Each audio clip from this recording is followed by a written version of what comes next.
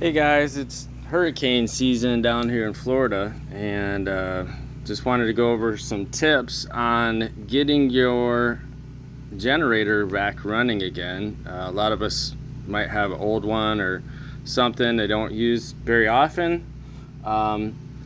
Real important to store them dry, run them dry, and empty out the float bowl as well. That was something that I forgot to do this time. Last hurricane was in 2017. It's now 2022, and this thing hasn't ran in 5 years. So anyway, I'm just showing you the carburetor.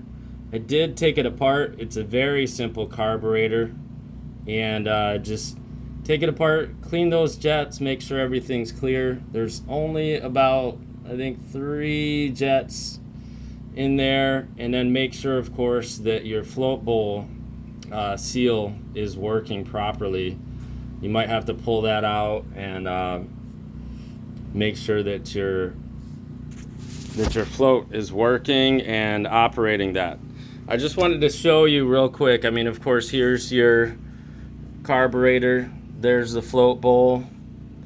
Also to note, there is inside of there, in the float bowl, the nut or the screw on the bottom does have ports in it, and if those ports are not open, it will stop your generator from running. So you may start it initially and it will, die or whatever.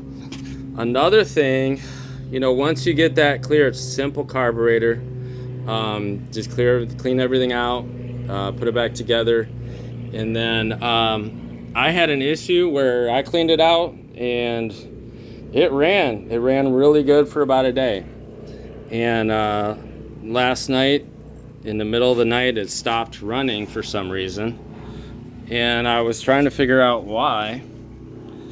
And so this morning I came out and it would start,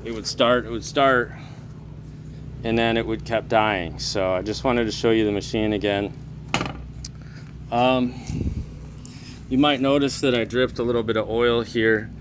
I figured out that this was the issue. It had used up some of the oil, and my oil level was low, and here's your oil pressure sensor, and this machine, even though it's older, is smart enough to sense when the pressure is low. So once you start it and it gets enough power to use, to basically start working, it will sense that the pressure is low, the oil pressure, and it will turn it off. I mean, it'll run for about 2 seconds. As soon as I put oil in it, it immediately started and ran perfectly. So once your carb is clean, and you know that it runs, if it's starting initially, it may be that. So don't forget about your oil level, like I did. I checked it yesterday. I thought it was okay, and today it wasn't. So I don't think it's really using much. Maybe it was a little low before, but anyway, there's a tip.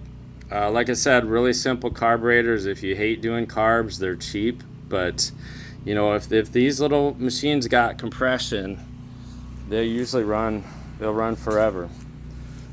So just wanted to give you guys that tip if you're having a problem and you can't seem to figure out why it's not running. So there it is. That might be your fix. See ya.